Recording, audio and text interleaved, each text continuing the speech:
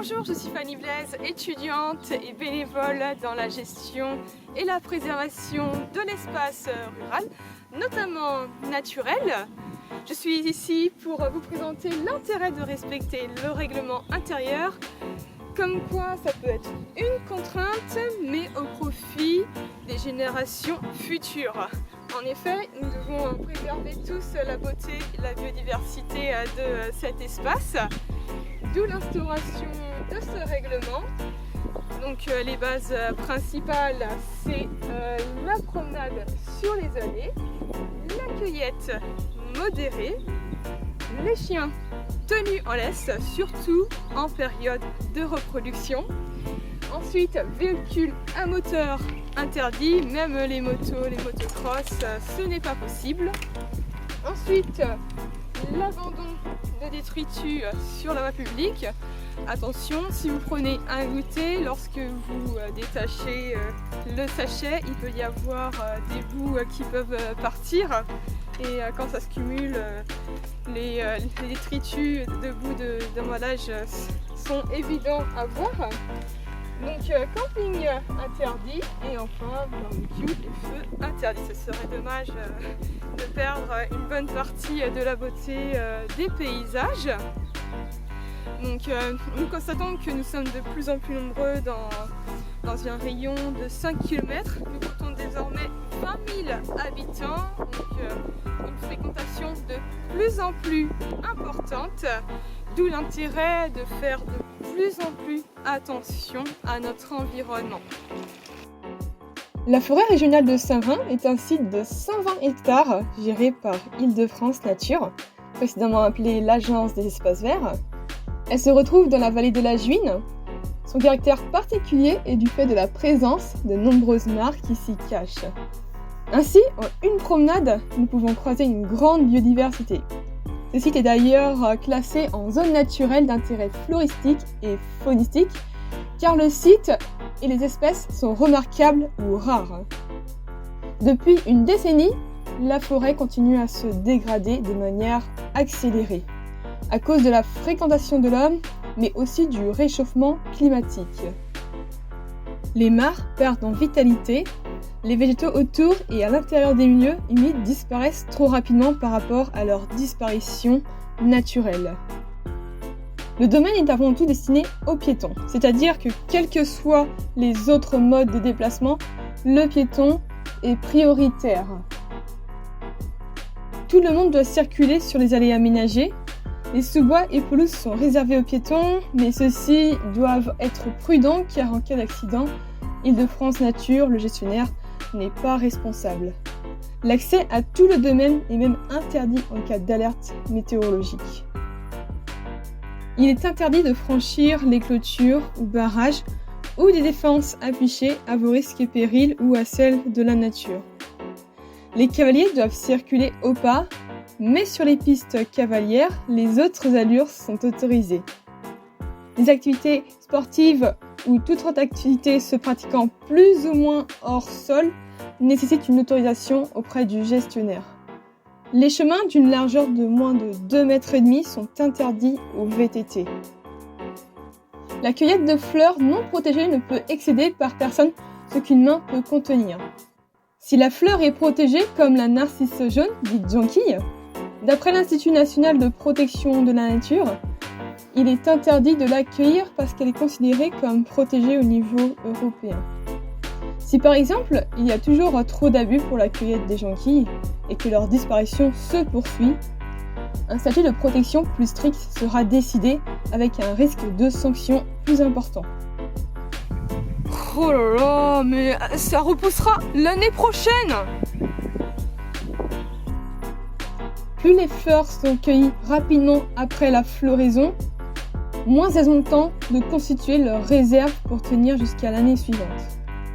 Les chances de se reproduire diminuent car ce comportement ne laisse pas non plus une chance de visite d'un insecte pollinisateur pour assurer la reproduction sexuée.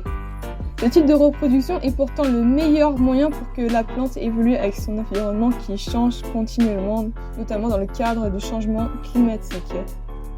Avec la cueillette, la fleur sera plus petite, moins épanouie, avec des couleurs plus ternes. De toute manière, il y a très peu d'intérêt à cueillir des jonquilles ou autres fleurs pour les mettre dans un vase. Ce ne sont pas des fleurs comme celles vendues en jardinerie. Les fleurs des bois coupées fanent beaucoup plus vite. Inutile d'arracher les bulbes des fleurs si c'est pour les replanter dans votre jardin, car elles ne survivront pas. En effet, la terre d'une forêt n'a pas les mêmes nutriments que celle d'un jardin dont la jonquille aura besoin. N'hésitez pas à participer à des ateliers de séchage de fleurs. La technique de base est de laisser sécher la fleur à l'envers en utilisant de la laque à fixation forte. Après quelques jours, vous pourrez placer dans un vase transparent votre fleur des bois pour toujours. Vous n'aurez plus besoin de la prélever dans la nature à l'avenir. Seuls les chats, chiens, chevaux ou tout animal d'assistance aux personnes handicapées sont autorisés. Chaque maître est responsable de son animal en cas de problème. Les chiens dangereux doivent être muselés, les chiens d'attaque sont interdits. Pour le respect de la faune et de la flore, et celle des usagers, en période de reproduction, c'est-à-dire du 15 mars au 15 juillet, les chiens doivent être tenus en laisse et circuler seulement sur les chemins. Mais c'est bon, mon chien il a le droit d'aller où est-ce qu'il veut, il est libre, il embête personne. Ah oui, c'est parce que les chiens sont pas à l'aise, c'est ça? Oui, je fais une vidéo pédagogique justement sur le respect du règlement parce que malheureusement on ne communique pas assez. Il n'y a personne. Oui. Il y a du monde, on la met à l'aise, mais là il n'y a personne. Oui, mais on est en période de reproduction, madame. Regardez, consultez le chapitre 5. Voilà. En dehors de cette période, les chiens doivent être tenus en laisse en dehors des chemins, mais peuvent être libres sur les chemins. Par exemple, il est fréquent que les chiens se baignent dans les mares et dans les cours d'eau, alors que les libellules et les grenouilles sont en pleine saison des amours. Les végétaux qui bordent les milieux aquatiques sont progressivement endommagés alors qu'il s'agit d'un refuge ou d'un lieu de reproduction pour les animaux. En effet, les grenouilles, les libellules s'y cachent pour se reproduire et chasser, tout comme se reposer. Ces mesures permettent aussi une sécurité pour les usagers et donc éviter les accidents, par exemple une blessure due à une morsure d'un chien ou d'un coup de sabot dû à un équidé, voire même des conflits entre animaux domestiques. Oh là, pauvre bête, mon chien, il a besoin de se dégourdir les jambes, j'habite en appartement. En ce qui concerne le prélèvement des ressources de la forêt, il est interdit de prélever des animaux, des plantes ou bien d'en introduire. La cueillette des fruits et des champignons est seulement à pratiquer dans le cadre familial. Tout ramassage de bois, pratique de chasse, pêche ou activité agricole demande une autorisation auprès d'Île-de-France Nature. Le camping est même interdit sur les aires de stationnement. Enfin, le lieu doit rester calme, autant pour préserver la tranquillité des animaux que des autres usagers. En fait, on peut toucher à rien et aller nulle part. Ah mais je croyais que la France, c'était le pays des libertés. Donc ici, sur ce panneau pédagogique du syndicat de l'Orge, il explique clairement pourquoi c'est important de respecter le règlement, de protéger les mares. Oh là, mais j'ai pas de temps à perdre avec vous. Je suis là pour me détendre, je vais pas m'ennuyer à retenir par cœur un règlement. Bon allez, salut. Et pour finir, il ne faut pas fumer sur le site pour prévenir tout risque d'incendie. Il faut respecter les sites historiques et le mobilier. Les manifestations, regroupements, publicités et affichages, prises photographiques et cinématographiques requièrent l'accord de Île-de-France Nature. Le patrimoine naturel est un bien qui nous appartient à tous. Il représente une source de liberté. La liberté des uns s'arrête là où commence celle des autres. C'est aussi valable pour la nature. Nous sommes de plus en plus nombreux à visiter la forêt. Chacun souhaite se divertir et se détendre dans un espace de liberté et de calme. Je le répète, ce règlement n'est pas pour vous embêter. Tout ce règlement intérieur est très commun, quel que soit l'espace vert fréquenté, même en ville comme Paris. Même s'il existe d'autres milieux naturels moins protégés, il est toujours mieux d'appliquer le maximum de consignes évoquées sur ce règlement. Lorsqu'un milieu remarquable est très vulnérable, un régime de protection peut devenir plus strict. La réserve naturelle de Saint-Quentin-en-Yvelines est désormais accessible avec l'intervention d'un garde qui nous ouvre les portes. Le site est même surveillé par caméra. Cette réserve est aussi éloignée de Paris que la forêt de Savrin.